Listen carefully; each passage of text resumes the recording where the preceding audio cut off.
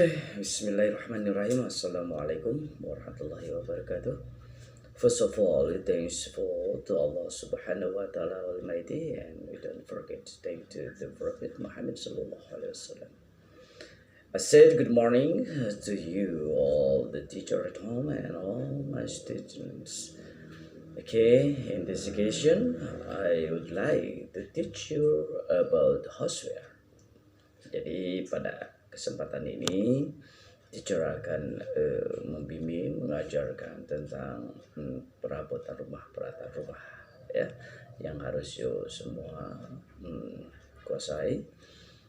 Kenapa ini harus dikuasai? Karena ini sangat penting ya untuk para pemula pembelajar yang nantinya bila mana bekerja di restoran-restoran internasional atau di perhotelan ya. Ini sangat penting karena peralatan sudah semua diganti pakai bahasa Inggris. Jadi kalau hal yang mendasar ini tidak dikuasai akan menjadikan sedikit kendala juga di dalam karir atau kesuksesan dalam bekerja ya. Oke, untuk mempersingkat waktu ya, kita mulai.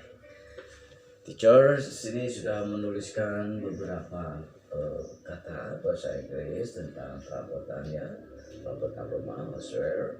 Sebetulnya masih banyak, tetapi teacher mata saya dulu untuk satu pertemuan ini ya, yang harus dikuasai dalam satu minggu.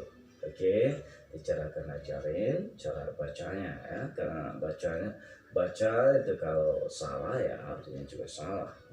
Nggak jauh beda dengan kita membaca Al-Quran. Alright now, okay, it is piring is plate. Right now, sandal spoon. Okay. Nah, kuncinya kalau ada O2 itu dibacanya U ya, seperti good itu tulisannya God, tapi nggak dibaca God atau God, tapi dibacanya good. Seperti ini, spoon ya. Okay, now forks. Garpu is forks. Alright. Okay. Serbet is napkin, and then pisau knife. Nah di sini, kenapa kok kaknya nggak dibaca ke knife ya? Ya ini hilang kaknya. Bila K ketemu dengan N itu kaknya nggak dibaca. Seperti nah ya, ini nggak dibaca kenal, tetapi dibacanya cukup now. Oke, untuk kaknya itu hilang. Ya, oke, yang artinya tahu. Ini teknik gimana membaca kata-kata dalam bahasa Inggris dengan baik dan benar, itu harus diingat. Oke, dicoba ulangi. Pisau knife, oke, asbak ashtray, cangkir cup, isin atau cawan itu saucer, mangkuk bowl, panci pan, alright, and then kipas angin fan ya. Sedikit perbedaan. Kalau pan itu adalah panci, fan kipas angin. Alright, now penggorengan ya, penggorengan bin katel ya. Kalau kita suka bilangnya adalah katel ya. Oke, penggorengan frying pan. Oke, parudan grater. Oke, coet ya, buat nyambal. Alright now, atau cobek grinder. Kompor gas is gas stove. Oke. Kita hapus dulu ini. Oke, once more, kita ajarin lagi ya cara pengucapannya. Oke, plate, spoon, forks, napkin, knife, ashtray, cup, saucer, bowl, pan, fan, frying pan, grater, grinder, and gas stove. Now, sekurang-kurangnya untuk kelas 1 itu dikuasai 5 kata. Oke, ya. But the more the better. Lebih banyak lebih bagus ya. Terus saya mau 7 boleh ya, itu lebih bagus. Wah, mau semuanya itu the best ya. Boleh, tapi sekurang-kurangnya 5 kata. Untuk kelas 2 sekurang-kurangnya 10 kata, dan untuk kelas 3 semuanya. Jadi 15 kata ini harus dikuasai untuk 1 minggu ya, dalam sekali pertemuan. Dan untuk kelas 1 minimal ditambah 1 kalimat. Oke, yang harus dikuasai. Mom, I am hungry. I want to eat. Ya, Bu, saya lapar. Saya ingin makan. Jadi nanti setelah satu kalimat ini terkuasai, ketika pengen makan bilangnya begini, oke ya, Mom, I am hungry, I want to eat. Alright ya, Bu, saya lapar, saya ingin makan. Ya kan?